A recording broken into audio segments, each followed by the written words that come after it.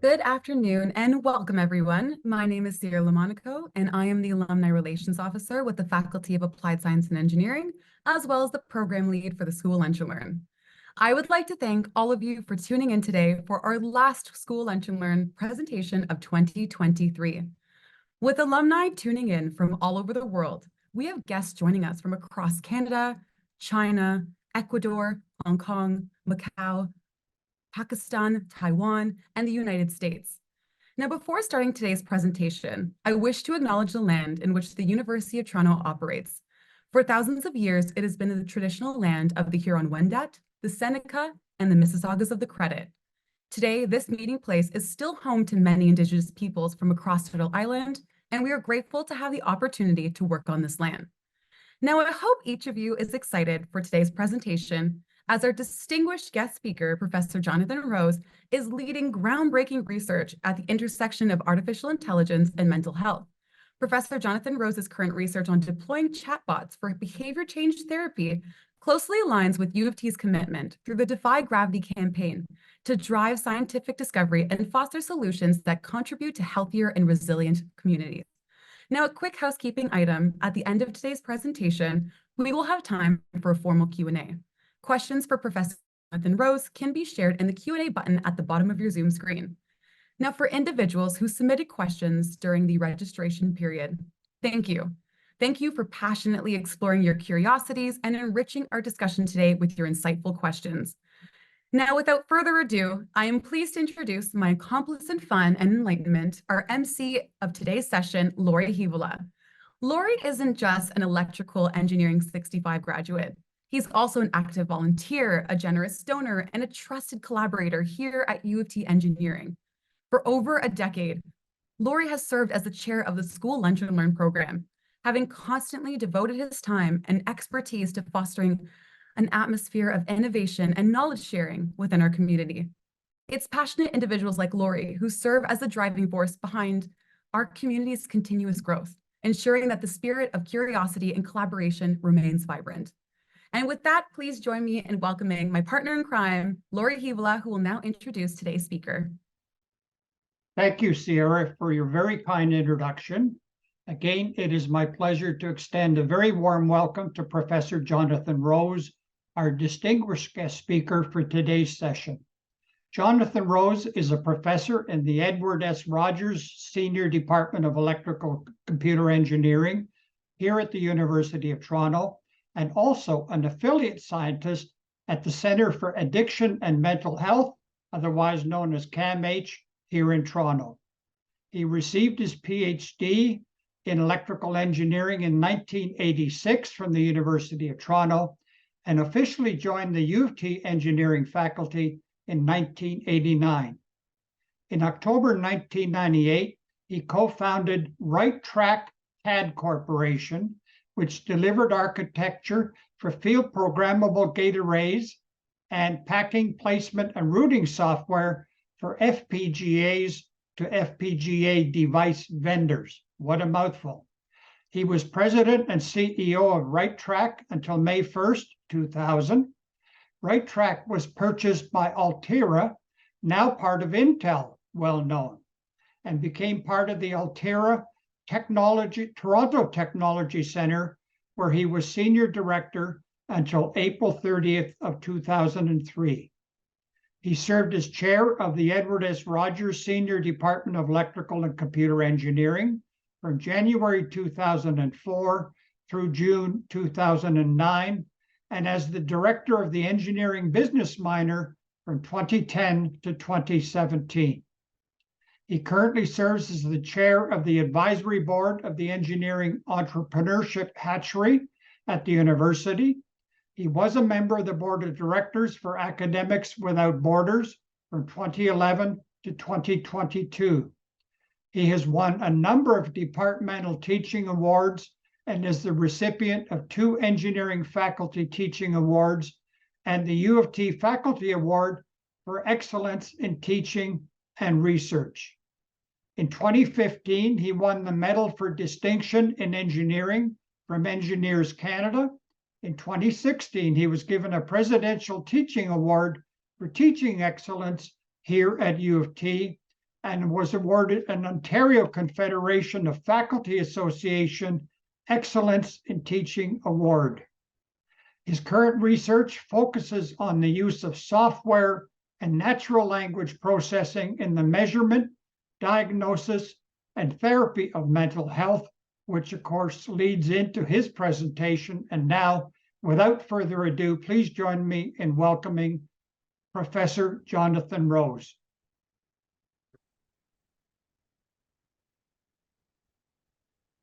Thanks very much, Laurie. I appreciate that kind introduction. Let me get started here. Hopefully we can see my screen. I just want to start by saying it's lovely to see all the names in the participants list. There's a bunch of names that I recognize from my time as an undergraduate here, and I see many students' names I recognize and colleagues. It's lovely to see. The context of this talk, how can AI expand access to talk therapy, really is in the context of the worldwide mental health care crisis that comes along with an access crisis. The World Health Organization says 500 million people struggle with mental illness across the planet.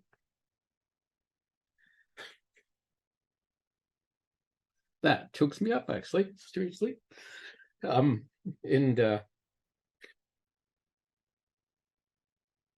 Didn't anticipate that.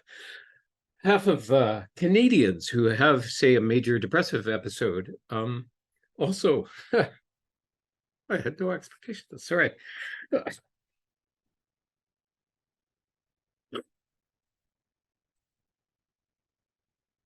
Give me 1 second. Don't get adequate care.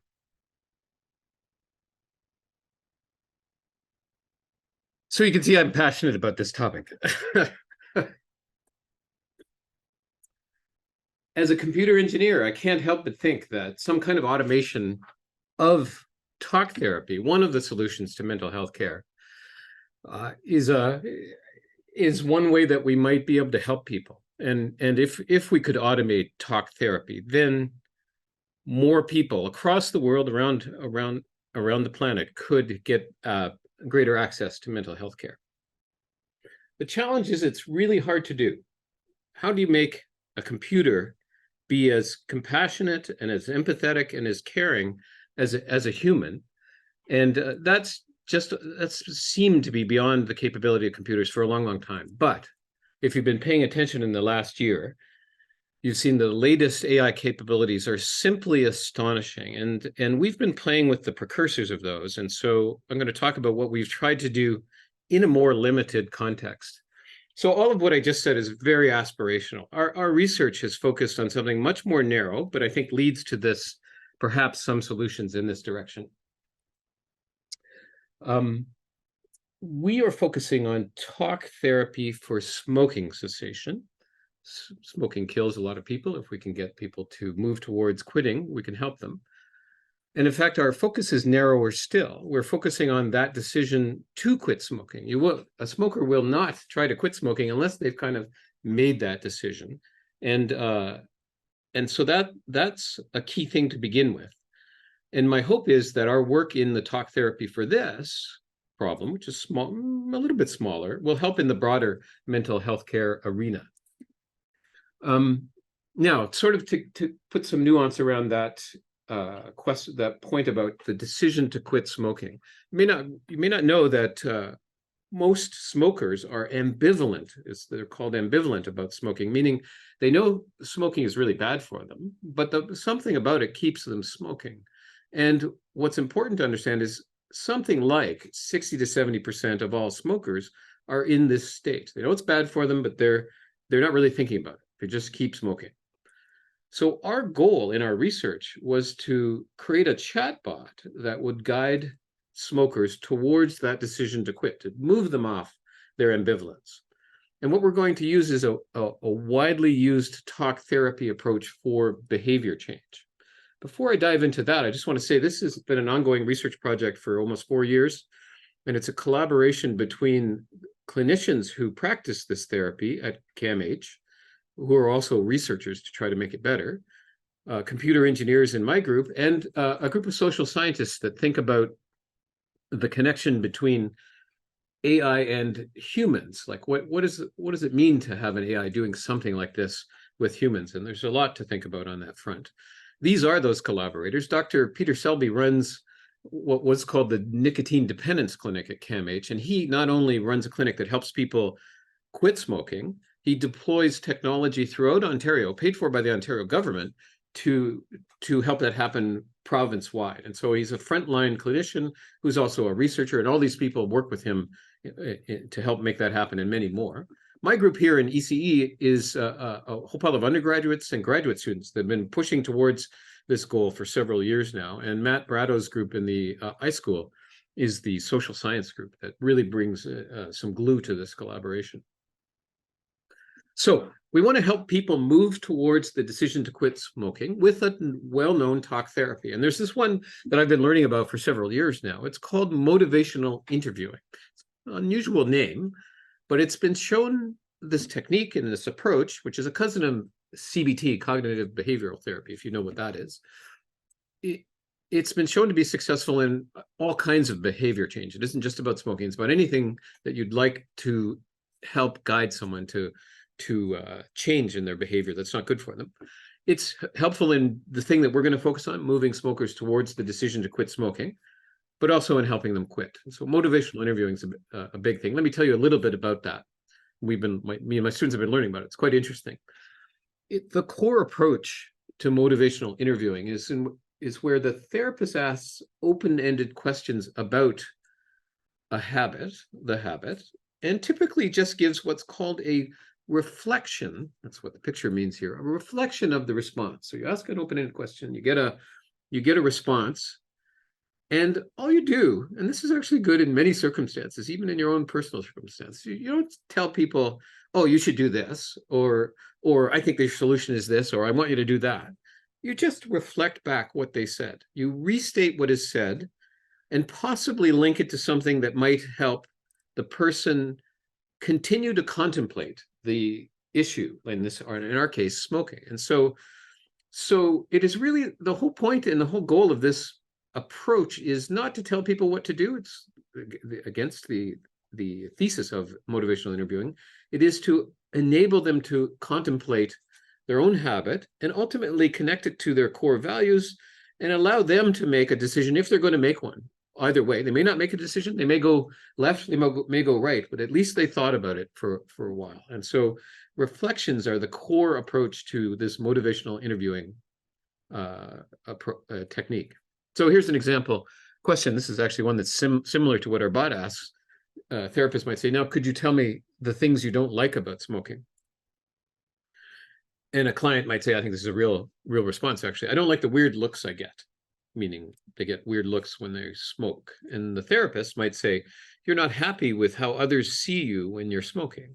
So basically, we're saying the same thing back to the person, maybe a little more nuance around the feelings that the person has. And that the whole point of that is just to get the person to keep talking. So our goal is to build a chatbot and to design a conversation that moves smokers towards that decision to quit smoking. And you'll notice in my presentation, got funky looking pictures like this. I couldn't resist. These are all generated by ChatGPT 4, which is amazing at drawing pictures. Although occasionally they do some it does do wacky things. And so this almost looks correct. Okay, so I'm going to tell you about the structure of the conversation, which is actually quite simple. This is not a very sophisticated conversation compared to what you might have seen with ChatGPT lately. Remember, we're using older technology. So this is the design of the conversation. It really is just 5 open-ended questions administered in a text interface that I'll show you in a second. The first question is, what is the thing you like most about smoking? And we follow up a bit with that. What do you like least about smoking? Just getting you to contemplate the habit. What's one thing about your smoking habit that you would like to change? What would it look like when you have made this change in your smoking habit? Just get you thinking about that. And what are the steps you need to make this change? So this is scripted 5 questions. There's no AI in this at all. These are written by the clinicians that we collaborate with and iterated on as we experimented with it. So the conversation structure is, after each of those questions, the person responding to the bot responds. And then the only AI actually that we've been working on is The chatbot then responds with a generated reflection that is specific to what that person said. And so that's sort of the innovative bit that was innovative before everybody that we've been working on for several years. And so let me show you that bot actually doing that with some examples. So here you can see, let me just move something out of the way. Here you can see some questions that we ask prior to the conversation. I'll go into this at the end of the conversation because we'll see it again. But here's the beginning of the conversation. Hello, my name is MyBot. I am a computer chatbot. I want to pause there and say the social scientists and all of us spent, I think, several hours discussing the word I here, that the bot was claiming to be human by saying I, but then immediately thereafter discloses the truth and says, I am a computer chatbot. And so we thought about that for a long time. And then to give us some credentials, we said we're a part of a research project at the University of Toronto. We used to say NCAMH, but we didn't think people in Europe, which is often where we got our participants from, would understand what CAMH was. I was made by a group of researchers and doctors, so we're trying to give ourselves some credentials here by writing this. All of this is scripted. I'll ask some questions, ask you to respond. I may ask you if the things I say make sense. And then this question is, would you like to chat with me about your smoking? And this is actually a fundamental part of motivational interviewing. You don't do anything without permission. So we're asking for permission here. And I'll type yes, sure, at the bottom. And bot says, great. If we'd said no, we would have ended the conversation. So there's the first question. To start with, what is one thing you'd like to, oops, sorry. I need to fix something here. There we go. What is the thing you like most about smoking? And I'm going to copy in something that a real participant said. They said the calming movement of my arm and hand, which is an interesting response. And what you're going to see now is a generated reflection that's specific to this question and this answer. And what does it say? It says, you may find comfort in the ritualistic movements associated with smoking. That's a fancy word, ritualistic. That's interesting. And then it says, did you make sense? Every question gets that following it. Yes, mostly, I think. And so it always gives a kind of scripted response about that. And then it asks what else you like about smoking. So it's sort of a follow-up to keep you thinking. And here's what the same person said. I get to think a lot about things when smoking. And it's going to generate a specific reflection here, which I don't know what it is. This, let's see, what does it say? You might find smoking to be a gateway to introspection and contemplation. Wow, it's using fancy words today. That's interesting. So it does kind of make sense if it's fancy. This is using GPT-4, by the way, although our work was done on GPT-2. I'll explain that in a minute. And so that's what comes next. And I'll carry this on. What is the thing you like least about smoking? Well, this is a common answer we get, that my clothes smell. And I'm curious to know what's going to happen. You never quite know with these generative AI things, what's going to come back. You're showing a desire for cleanliness and dislike for the unpleasant odor caused by smoking. Oh, well, that's a bit of a leap. The second part is repeating what was said first, but you're showing a desire for cleanliness. That's a guess, which a good motivational interviewing practitioner will make. It's okay to make guesses. It's okay to be wrong as long as you get people thinking, actually. What else do I dislike about smoking? This is a common answer, that I have to constantly buy it. And so, I don't know. Let's see where this goes. The financial strain this habit places on you seems to be a source of frustration. Well, fair enough. That does make sense to me. You'll see this making sense question is just a glue, it sort of becomes a glue thing. Here's a third question. What's one thing about your smoking you'd like to change? Well, this person said, I like to be able to go to bed without smoking. Seems like a good idea. This was a real participant, by the way. You're eager to break the bedtime smoking habit. Makes sense? Yeah, it does. What would it look like when you've made this change in your addiction, your smoking addiction? I would be able to just sleep without thinking about it. That would be nice if you could not get drawn into it before you go to bed. You may be feeling overwhelmed by the constant cravings and longing for peace. Wow, that's a big leap. Actually, that's an interesting one. There's some speculation going on here that that this thinking is more than thinking. It's overwhelming, and they're linking it to the constant craving. So that's very interesting. So it does make sense, mostly. Well, I didn't type that very well. Finally, what are the steps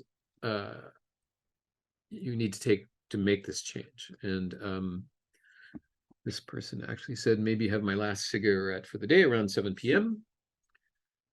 And what comes out?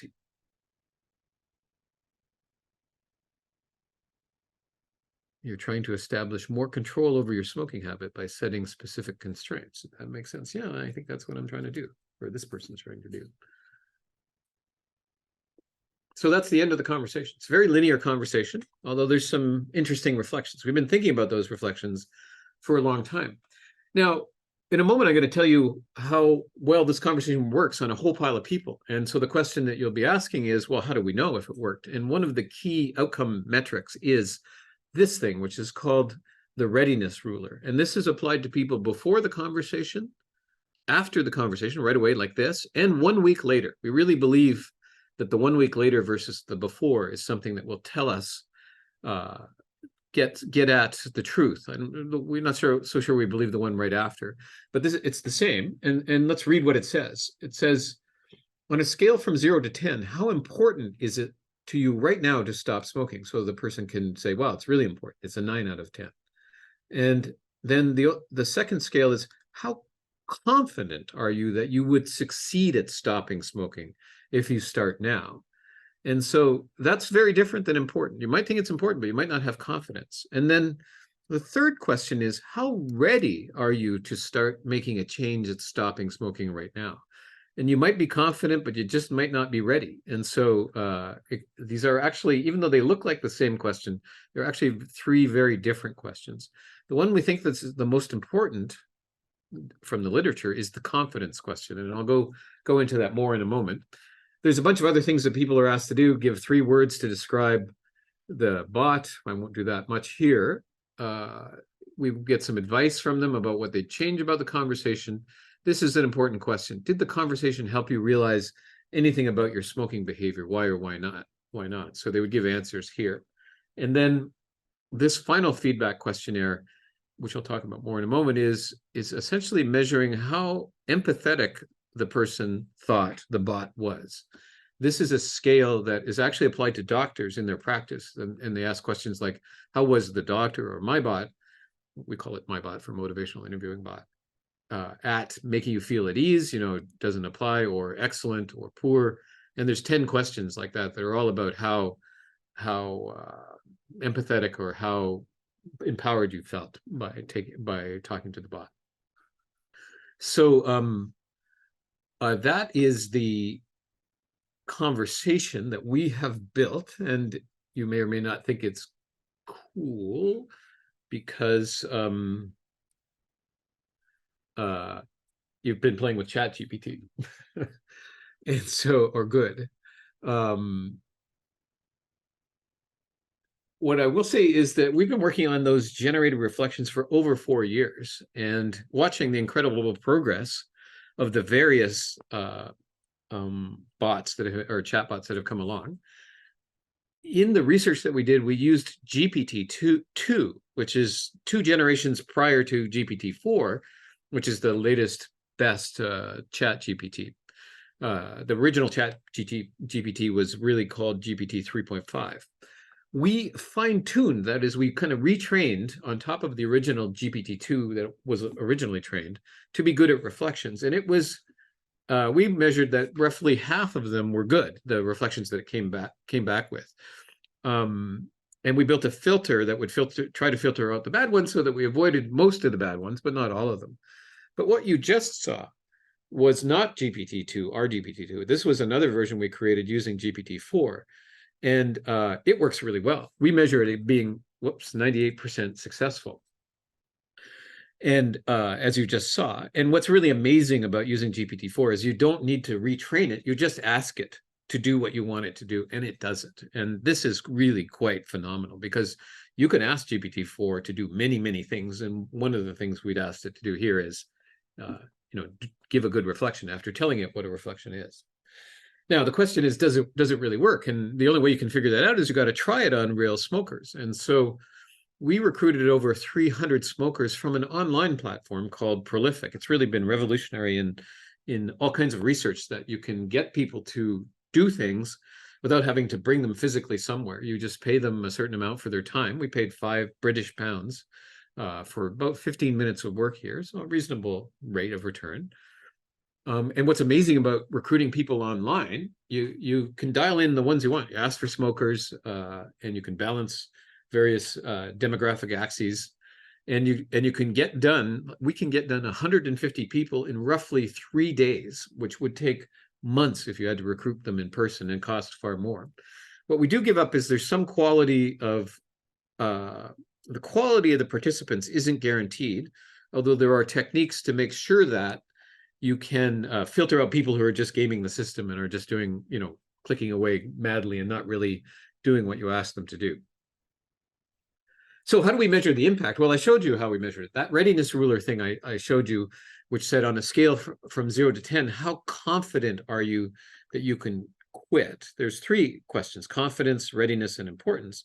But the literature says that higher confidence predicts smoking cessation success. So we care most about confidence, but we're also interested in the other scales. And remember, we measured it before the conversation and then 1 week later. And we really believe that, letting people stew on this for 1 week and we ask them some other questions a week later gives us some sense of what's happening. And so let's talk about the confidence result. And in that full conversation that I just showed you, with 100 people who were ambivalent beforehand, you have to filter out the ones who weren't ambivalent, their average confidence before was 3.3 on that scale of 0 to 10. And their average confidence 1 week later was 4.7. That's a not insignificant, it is statistically significant increase of 1.3. So we went, wow, that's pretty great. We really did something to those folks with that full conversation, with all those reflections. But we also checked to see if we just asked the questions and did not provide the reflections, what happened? And the average confidence before in that particular cohort was 3.6, and after was the same, 4.7. So the delta was 1.0. So what this tells you is, even though we're busy working on AI, you get most of the impact from just asking the questions. And so, okay, makes sense. The questions really evoke something from people. But the importance actually did go up more significantly on the readiness, on that readiness ruler with the full conversation, whereas it didn't go up significantly with only the questions. And remember, I mentioned we had this empathy survey afterwards, asking how good was the motivational interviewing bot at, making you feel at ease or letting you tell your story. Then the full conversation actually has an empathy score of 36 out of 50. But asking only the questions is lower, is 32. So we think we're getting something for our work on making those generated reflections. It's important to know that clinicians will score almost a perfect 50. Humans are almost a perfect 50 on this. So we're a long way away from humans in this very linear conversation. We also asked the question, did smokers move towards quitting? The whole point was to have this conversation and sort of move them somewhere. And we found a way to measure that. We classified the outcome from all the questions we asked as a person that moved towards quitting, moved towards smoking, or stayed the same. And the way we did this is we looked at the change in confidence. Confidence went up. We think they're maybe moving towards quitting.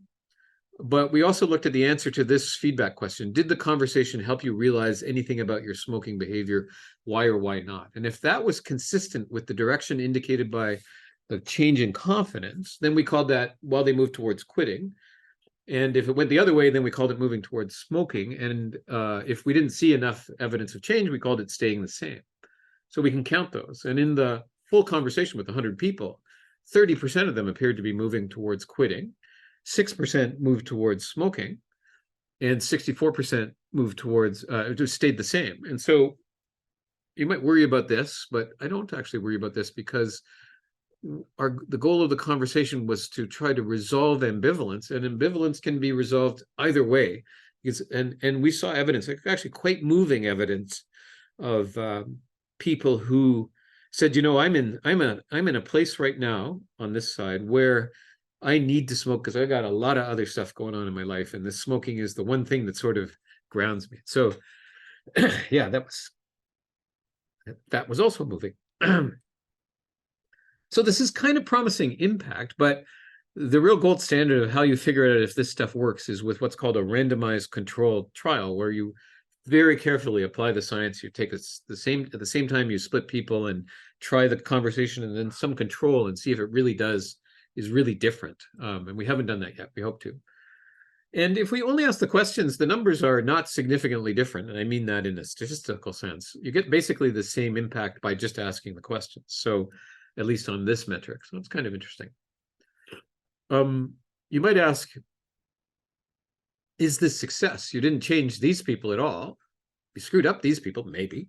What about these people? Well, if you could really take all the smokers in Canada, throw this conversation at them, and 30% of them might move towards quitting smoking, then maybe we've actually improved the health of the country. My colleague, Dr. Selby, calls that a population level impact. And that's really the underlying motivation here. If we can automate a conversation that can really help a lot of people all at once in a way that just isn't possible currently, that's population level impact. And that could be quite compelling. We also did measure whether the person's quit attempts the week before the conversation changed the week after. And there was no evidence of that changing significantly. This is a pretty high fraction of people trying to quit, actually. Our cohort had an average age of younger than 30. So that's most of my talk. The summary of what I'd say is that it seems like the conversation has a significant impact on confidence to quit, mostly coming from asking the questions, but the generated reflections appear to have some more impact, with better perceived empathy and improved readiness and sense of importance of quitting. So what's the next step? Well, this is a crazy world we live in. We're playing with text generative AI. And the conversation that I just described to you was an engineered conversation. We said this is exactly the first question, the second question, and the third question, and we were just going to do this reflection thing. That's all. And with there's a few decisions that do get made in there, but it's a very linear conversation. And we had anticipated that we would continue to evolve that. But as I think about what we're doing, trying to help people, I feel like we were surfing on a boiling ocean. The boiling ocean is meant to represent the rapid change of AI. And actually, this is generated by ChatGPT 4. I asked for a picture that represented a medical researcher surfing on a boiling ocean towards hope. And so here we can see the hope. Here's the boiling ocean, and that person's wearing a lab coat. And it's amazing what these pictures that they can draw. Things have changed so rapidly since we first deployed this conversation. And so we've stepped back and have asked ourselves, should we engineer a complete conversation that's making it more and more sophisticated with direct decisions that we programmatically put in? Or should we unleash GPT-4, which is a phenomenal model, to just do it? And you can just ask it to be a motivational interviewing therapist that helped someone move towards the decision to quit smoking. And we could do this. We haven't done it yet. We haven't got ethics for this yet. But we could just take the same measurement infrastructure, which took a long time to create, by the way, and try the unleashed GPT-4 on the same problem. Now, we would anticipate that we would put some guardrails there. In fact, the first time we would run this with real humans, we imagine that we'll have humans watching to make sure nothing goes wrong, because, you know, there's things can go wrong here. And so that's what we're thinking of doing, although we do anticipate that that we'll end up mixing something that's engineered with what GPT-4 can do, that will be kind of talking to it while the person's talking to it. And I could go into that in more length, but I won't just yet. Here's an example of how to do that. This interface is probably not familiar to you. This is the GPT Playground, where you can call up GPT-4 and give it some instructions. And so the instructions you can give it is, you are a therapist that practices motivational interviewing, and you are having a conversation with a smoker with the goal of guiding them using motivational interviewing towards the decision to quit smoking. You can't see the rest of this here. And it says, and it tells it how to start. And so it starts by saying, hello, I'm glad you've reached out to talk today. I'm here to support you in discussing any aspects of your smoking habit that you would like to address. Can I begin by asking you, what about your smoking habit you would like to talk about? And I said, yes, I'm worried that it will cause me great harm. And it said, it's understandable you to have some concerns about the health risks associated with smoking. It's a significant step that you're recognizing the potential harm it can cause. Can you tell me more about your worries? What specific harms are you concerned about? And what has brought you to think about this now? Now, we'll say, as our collaborators say, that this is breaking one of the rules in motivational interviewing. You're not supposed to talk a lot more than the person. And so this ratio is a bit wrong. I said, I've noticed that I'm coughing a lot. And then it says, well, you can read what it says. It sounds that coughing has caught your attention and is causing you some concern. It may be a sign of that smoking is affecting your health. How does that make you feel noticing this change in your health? And so on. And so this, I will say that when we've played with this a little bit, and in our biweekly meeting with the clinicians who do it for real, when we showed them this, they started pointing out all the things that it was doing right. It was quite surprising. And it's that's compelled us to consider doing this unleashed GPT-4 and measuring how well it goes with, keeping an eye on it. So that's where we may go. If you're interested to know about the specific work I've presented here today, there's a publication that came out just this October. You just Google something like this or me or anything, and you'll find it. And it's the raw details of all the data that we have. And if you're really interested in how ChatGPT works, last year I began teaching a graduate course called Creative Applications of Natural Language Processing. And it is about specifically focused on large language models, which is what ChatGPT is and GPT-4. And I've made it public so you can watch all the lectures and see the notes. So these are videos of the lectures, and these are the assignments down here. I will say that it requires a prerequisite course on machine learning. It assumes you know something about machine learning, but you might find the first few lectures accessible if you don't know anything about machine learning. But if you know something, then this is my take on how these things work, and they are really quite stunning what they can do, and it's really quite interesting how they come to be. And so you might find that interesting. And with that, since we've come to the top of the hour, it's time to begin to close the meeting. I must say, having, as Shira said, I've been involved with Lunch and Learn for a number of years. Never have we seen so many questions in advance, and never have we had such questions online as well. It's only since the pandemic that we really moved from in-person to virtual presentations. And the total number of questions, both in advance and online, is beyond my imagination. So thank you to everybody who submitted questions. Obviously, before we close, I would like to thank Professor Jonathan Rose for being with us today and for a very captivating presentation on the future of mental health support, showcasing their groundbreaking work in natural language processing and behavior change chatbots. To everyone who joined us today, we invite you to share your feedback on the Skule Lunch and Learn series. A link to the online survey is going to be made in the chat box at the bottom of your screen, and also will be shared with you by email after this event. A link to the presentation will also be shared with all registered guests in the upcoming weeks, because we have a number of people in various time zones around the world who will want to see this at their own leisure at a future date. The Skule Lunch and Learn events are traditionally hosted on the second Wednesday of each month. And as a result, our next Lunch and Learn event will be in the new year and will feature Professor Nicole Weckman on Wednesday, January 10th, 2024. Yes, 2024. Professor Weckman will discuss how her research aims to advance global health equity through synthetic sensing systems. In closing, I would like to thank all of you, both online and around the world, for having joined us for today's presentation, and hereby adjourn today's session of Skule Lunch and Learn for this year. And in closing, we would like to send our warmest thoughts and best wishes for a delightful holiday season and a happy new year wherever you may be in this world. Thank you and safe travels.